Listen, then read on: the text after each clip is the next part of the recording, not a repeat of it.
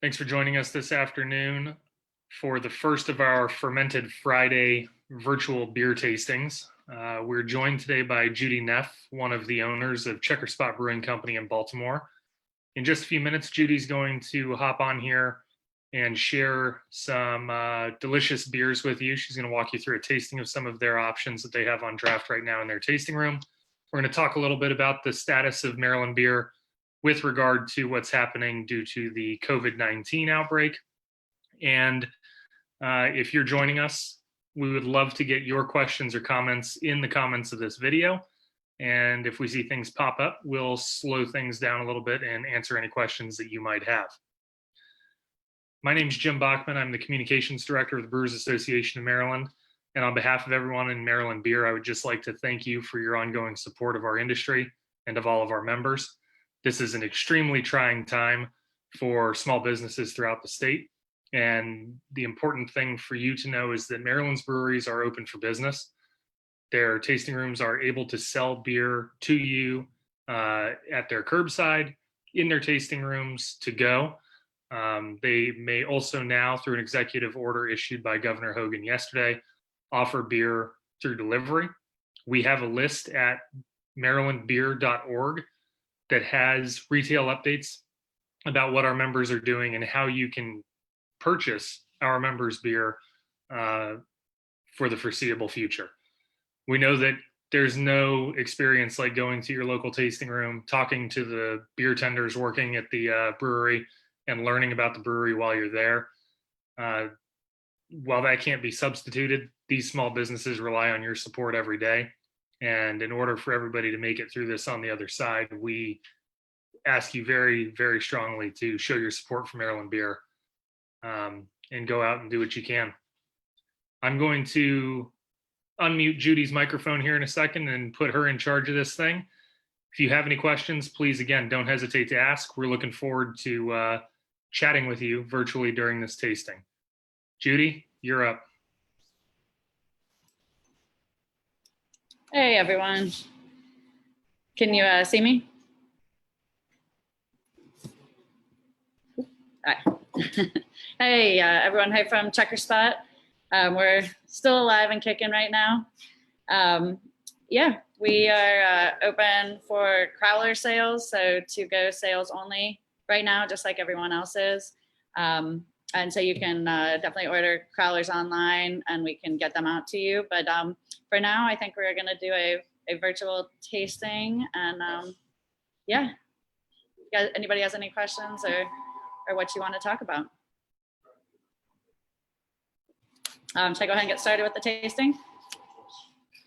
All right.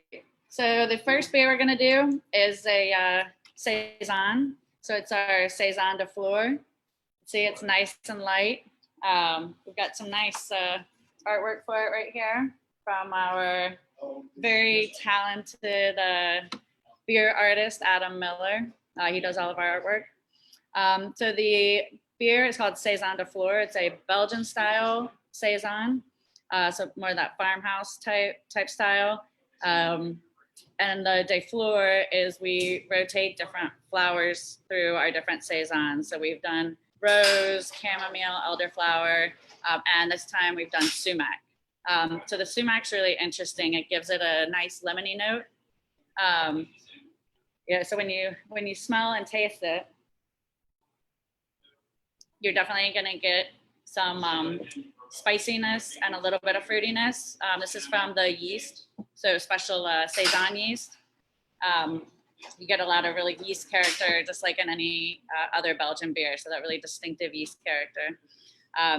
You're also going to get a little bit of black pepper. We add some rye to our Saison, so that really gives a nice little, sort of complements that spice. And then the sumac is going to sort of give it a nice little, very subtle lemony finish to it. So just really making it dry, refreshing, and really flavorful. Nice and light, so you can drink a few of them. But all right, you ready to move on to the second one? So the second one is called Dan. So this guy Dan, we named the beer after him. He was our electrician when we opened, and he loves malty beers. Loves these malty beers. So he really did a lot for us opening up, and we really appreciated his help. So we got a picture of him to Adam, and Adam came up with that really cool face. And I don't know if you see you can see the Checkerspot logo in his sunglasses there. It's pretty cool. So Dan is going to be a traditional German Marzen. So you can see it's got some richer colors. So now we're going from sort of lighter Belgian to a really traditional German lager. Instead of, the Pilsners or the light lagers, the Marzen, which Marzen means March in German, we released it March 1st. It's going to have much more body. Still that same lager dry finish, but a little more body, more flavor, some sort of light notes of caramel. This one's 5.6%, so still very, very drinkable, light, refreshing, but sort of with a little more complexity and flavor than a lighter Pilsner. I really like this one. All right. Judy, before you jump on to the next one, I have a quick question. Yep. So I've used sumac as a spice in Middle Eastern cuisine for a very long time. Can you kind of go back a little bit and tell us what the sumac lends to the saison that you? Yeah, it really gives a lemony note. Even when you smell it, it's just sort of like a really interesting lemon, that sort of tartness. It's not overpowering. So I guess with all of the flowers we add, it's a subtle flavor, but it's sort of what makes this one different than the other ones that we've had. But yeah, definitely. And when I've seen it, it always looks very red. Did it lend any color? It did not. So we only add a couple pounds. You would need to add a lot more. The flavor would almost be too overwhelming. Okay. To then be getting any color from it. Very cool. Thank you. Sorry to interrupt. No, not at all. So then last but not least is Juniperus. So it's our IPA that we always have on tap. It is made with juniper berries. So the idea is, there's a lot of hops out there that sort of have that piney note to them. So instead of using hops like that, we've used the juniper berries to give that sort of pine type flavor and aroma to then complement the other hops that we use. So we use Idaho 7 and Mosaic hops. And those two hops really give a sort of dank candy type flavor that I think complements the pine really, really well. So we've got this, definitely hazy because of all the hops that we put in there. It's a lot of hops. But yeah, it really goes well together. The juniper is not overwhelming. It's definitely there as sort of a piney note. But it's not a gin beer. It's sort of really well balanced with the other hops. This is my personal favorite of all of our beers. So that's why I picked it to be included. But it's my personal favorite of all of your beers as well. Okay. But yeah, really strong hop aroma and hop flavor. So we, with all of our IPAs, we definitely don't skimp on the hops. So sort of if you're going to go hoppy, go hoppy.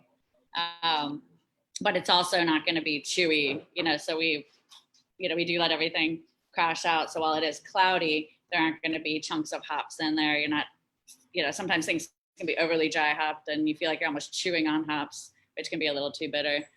So this has just a touch of bitterness and then just a ton of aroma and flavor.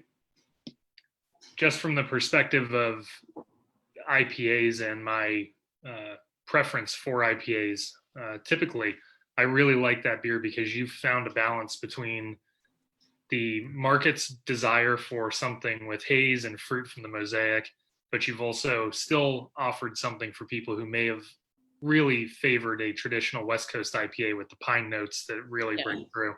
And I think that you guys have done a great job with that beer. That's my editorial, but I really think that it's a wonderful beer, and I'm glad that you showed it today. Oh, good. I'm also a gin drinker, and I love juniper, and you've done a very good job making sure that it's notable without being over the top. Overwhelming, yep. Yeah, I worked on that one for a long time.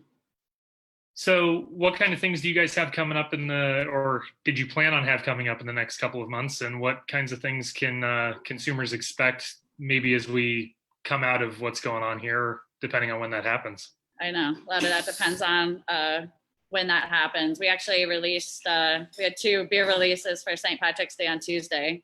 We have a little bit of those left. One was the Old Big Ears for the Champions League trophy. That's an Irish brown ale. And then we did Green Fairy, which was an absinthe inspired beer. And that was really cool. Amethyst, one of the women who works here, she's really involved in craft beer. And she hooked us up with 10th Ward Distilling in Frederick. And so we all got together. They brought all their herbs that they use to make their absinthe. And so we took those herbs and said, okay, how much do we want of each one? And we put each one of those herbs at different points in the beer to sort of make this absinthe beer. So it's, I guess, technically a gruit because there's no hops. So this is really fun. Unfortunately, with them, we're having to do sort of like a virtual tasting as well. And so we did a pilot batch. So the goal is to taste this beer, sit down and say, okay, we want more anise, less anise, more of this, less of this. So yeah, anyone who has gotten a crowler of that, we do have a little bit left. We're on our last 6 still kegs of both of those beers. But really with the Green Fairy absinthe beer, we'd love to hear any feedback you may have, because we'd like to do it again and sort of make it better and get to the point that we really sort of want it to, where it is what we want it to be. I'm really happy with how this first round came out. You definitely get some anise in it. They use 2 different kinds of anise, and I think both sort of come through. We use the wormwood. They use 2 different kinds of wormwood for bittering and a range of other things. So it's definitely for the first go round. I didn't know how it would turn out. It's a licorice pale beer, but it's really sort of all the flavors are really subtle, but there. So it's definitely something pretty unique that we'd like to work with them again. They're great to work with. It's fun collaboration. It's really nice to see that collaboration from industry to industry. There are so many similarities between the distilling industry and the brewing industry, especially with the creative process of developing recipes for styles that have existed or spirits that have existed for, centuries. Yeah. So it's really, really cool to see the 2 industries kind of come together where they can and inspire each other or complement each other. I guess our other big thing, which hopefully we can still move forward with, our 2-year anniversary is coming up in June. So we're actually going to celebrate it this year, June 6th.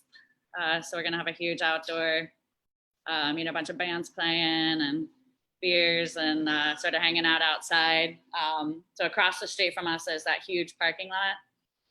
So sort of right across the train tracks, and then the landlord owns the other giant parking lot. So it's underneath 395. So it's covered. It's out on the water. You can just walk right back and forth between the tap room and sort of the outdoor event. So I'm really hoping that things will be okay and large groups can convene again on June 6th. So fingers crossed. I think it's very interesting that that's an anniversary in your mind, obviously, because it's your 2nd anniversary, but it's also the first gig that I did for the Brewers Association of Maryland when I got hired by the association was come to your grand opening. Oh, good. So I was really happy to be there. I brought my wife and my daughter. We had a wonderful time. Oh, nice. And, I've known Steve Marsh for quite a while, so it was really nice to be able to see this project that you guys have been working on for so long come to fruition. And it was really neat that my first official job with the association was to come to your opening. So I was very happy about that. Yeah, that was a crazy day. So do you mind sharing a little bit how the restrictions on taproom business have impacted you guys in terms of what you're offering to consumers and what they can do to get beer from Checkerspot throughout this? Yeah, it's sort of like you said earlier, part of the fun is going to the tap room and talking to, the owners, the brewers, the beer tenders, about all the different beers and what makes them all unique, and just tasting them on site, looking out at the tanks. But since we can't do that right now, we are, banging out a bunch of crowlers. So we have a setup where you can order online through our website, and then you can come here, and we can, either bring the beer out to you, or you can pick it up at the door. And we actually worked, our POS system has really stepped up in light of all this, to try to make sort of a mobile app payment, so that people don't actually have to come in and hand you a credit card to be swiped.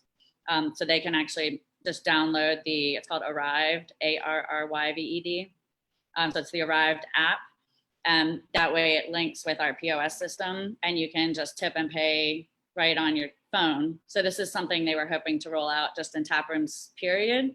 So say, you come here, you have your tab, you started your tab, you now can look on your phone how many beers you've had, sort of where you are. And if, say, there's a line and you didn't want to stand up and close out, you can just tip and pay right on your phone and leave. The POS registers you as closed out.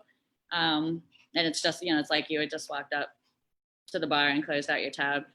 So that's sort of how they saw it being used, but it's really come in handy. And they really sped up the release of it, for, to be able to do things like this. So it works within 2.5 miles of the tap room. So somebody, even, I live over by Patterson Park, I can sit in my house and I can actually open it on my phone there and pay for it through the app, through our POS in the tap room over here in South Baltimore. So it's pretty cool that way, just sort of minimizing handling things back and forth. So you may not know the ins and outs of that, but it sounds really cool. So I come into your tap room as a guest. I have the Arrived app on my phone. Yep. Is it talking to my digital wallet, and I can basically start my tab right there? Yep. And so you can just click start a tab. So the bartender does need to input, at least at this point, the bartender needs to input what you're ordering. So you do need to, they need to know what you want. So for example, for us, we're, doing the website orders. So the orders go through on our website, so we know what everyone's ordered, so we can then put it into our system. Oh, that's great. Yeah. So it's really cool how sort of all these other sort of satellite industries around have started speeding things up, or doing what they can to try to make the logistics side of everything work a little bit better. For breweries that didn't work with a point of sale system that offered that kind of stuff, Brendan O'Leary was telling me from True Respite, was telling me that he started this new platform called Beer Me that they're using, that's giving their consumers basically direct ordering opportunity with them, and the ability to pay right into their point of sale structure, which is really nice. Yeah, that's where it really helps, because then we can still keep track of actual sales and everything, rather than it just being this nebulous thing that we don't know. Well, we sold a ton of crowlers. Well, that's not helpful. Exactly. So it was sort of crazy scrambling around. We were open Monday from 1 to 5. And at that point, we had been all weekend as well, but really started implementing a lot of the, wiping everything down in between customers, so that, nobody was touching any of the same things twice.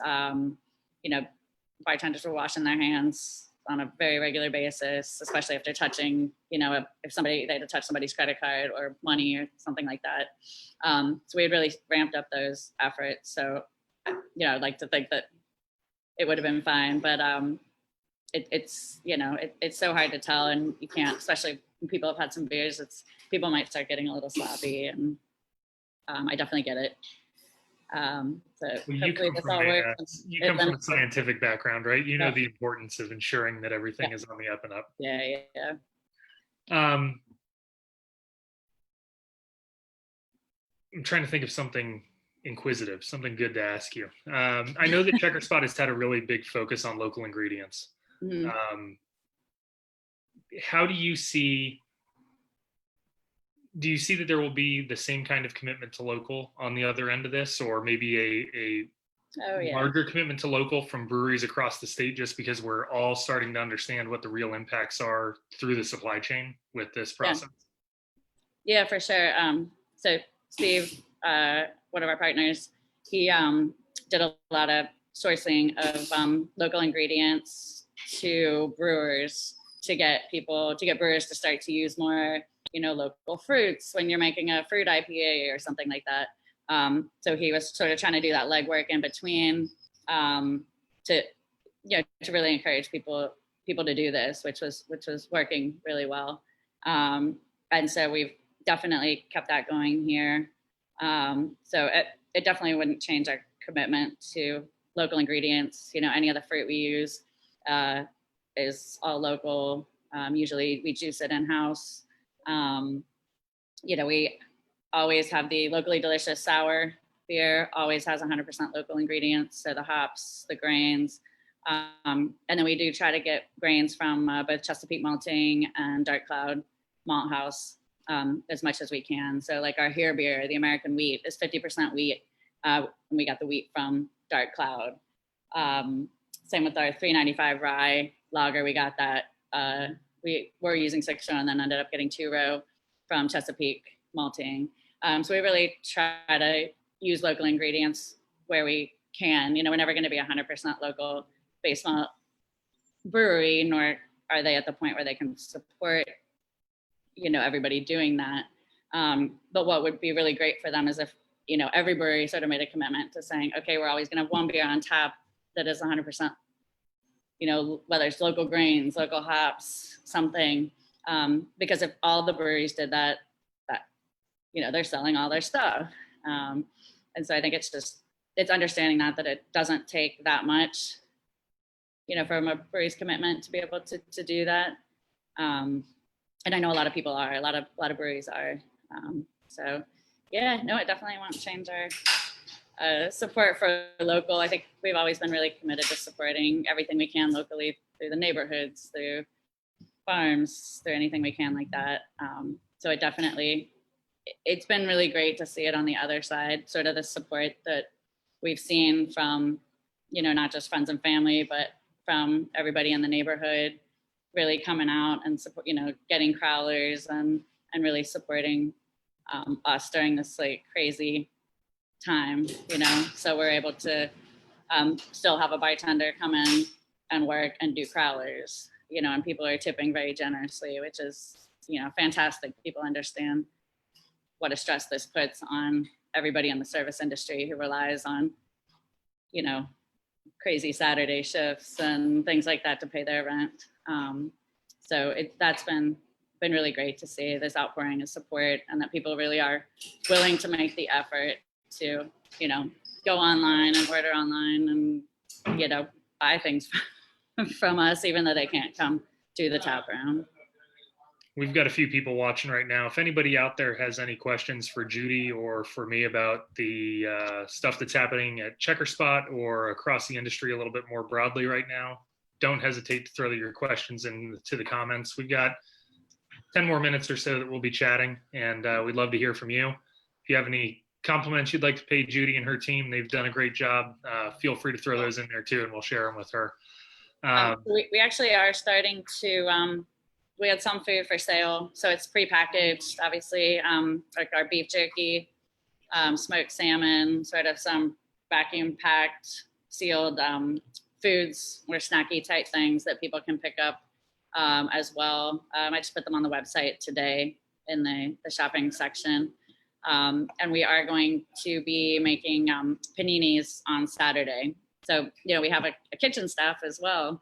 And they also, rely on their paychecks to sort of pay their bills.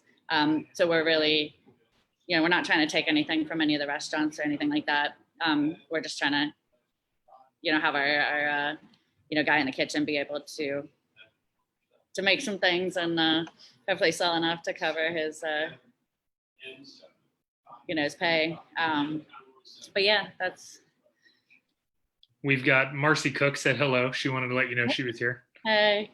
And Tim Michael would like to know, are you guys going to be delivering at all? And if you are you going to be delivering to Frederick? Not to Frederick, unless Rob's dad wanted to come. So Tim Michael's our cousin. Oh, okay. Nice try. But, good question, Tim. I live in Frederick too, so I'll get on your order. Yeah. So yeah, or if somebody from Frederick wants to come out and pick up the order, maybe everybody can chip in and buy that person a crowler. There you go. And they come and pick it up for everybody. Yeah. So what we're doing is right now delivery is not like officially set up, but you can go in to the comments section.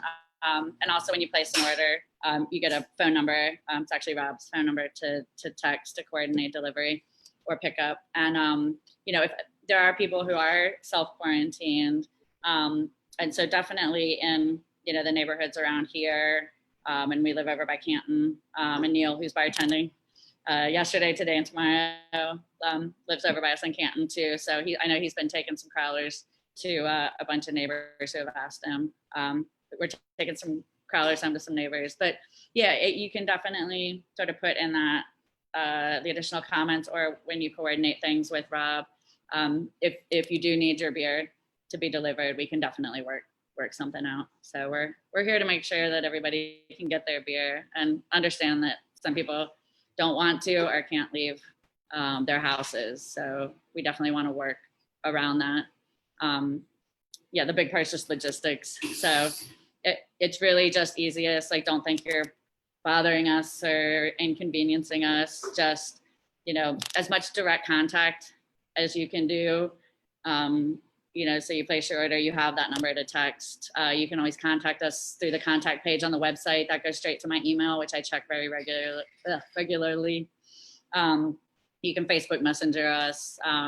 So really that direct contact is the best way to coordinate things like delivery. We are able to sell kegs since the governor lifted the limit on, how much we can sell at one time.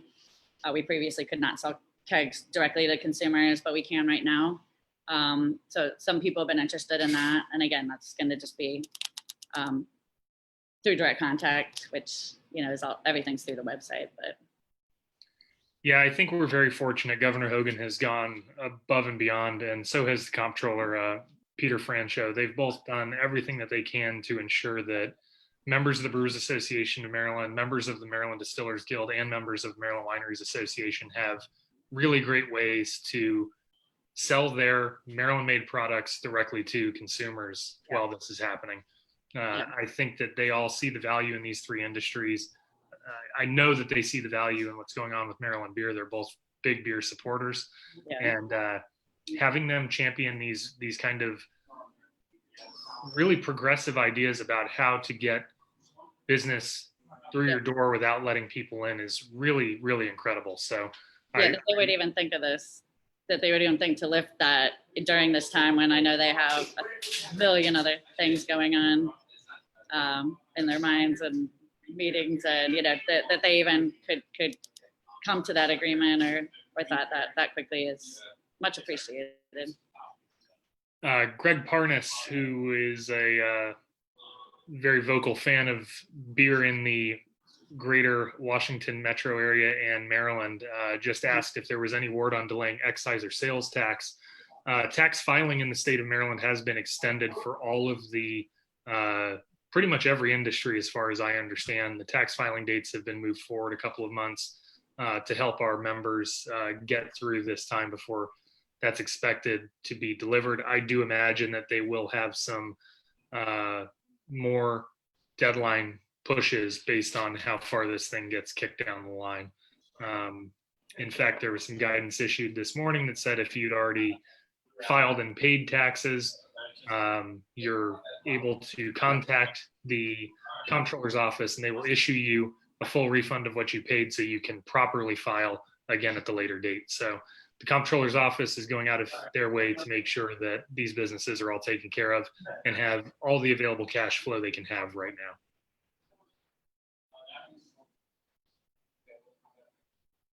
All right, any other questions out there before we call this great conversation to an end? If you haven't already read our updates from the Brewers Association of Maryland, there is a little bit of bad news that I would like to share with everyone. The May 9th Maryland Craft Beer Festival in Frederick at the Carroll Creek Linear Park was canceled due to the impact of all of these social gathering limitations that we're having. This was going to be our largest event ever in Frederick. We were anticipating having almost 5,000 people on the linear park for the full afternoon. We were going to expand the footprint, add more breweries, add more bathrooms, add more food, more live music. Everything was going to be more. And unfortunately, all we've been hearing is fewer people may get together. So we do not want to put anybody at risk. We don't want any of our members getting sick. We don't want our great supporters getting sick. And we want to make sure everybody's around to be able to do this next year or whenever it's safe for us to all congregate again. So the May 9th event is not happening. If you already purchased tickets to that event, you'll be receiving an email in the next 24 hours regarding refunds. We've worked with Mission Tix to ensure that the refunds will be coming directly to you. And again, we're really sorry about this. It's not something we take lightly. This is the fundraiser that generates the money that this association needs to move forward with new legislation, promotion of our industry, and to support our members when things like this are going crazy. So we really do appreciate all of your support. Like I said earlier, Maryland breweries are open for business. Off-premise sale is available. You can go to a Maryland brewery and buy beer to go. You can place orders with many of these breweries ahead of time, and they'll have it ready for you at curbside pickup or pickup in their tasting room. And as of yesterday, Governor Larry Hogan did say that breweries are able to deliver.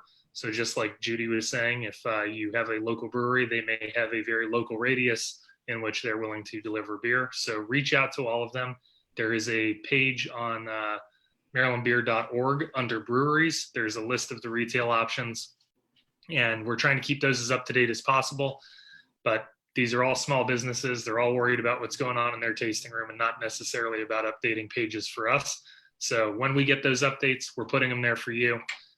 Please show your support as best you can over the next couple of weeks and months. Everybody's relying on it. And thank you. Judy, thank you very much for being on today. Thank you. And I look forward to next time. Awesome. Talk soon. Bye, everyone. Oh.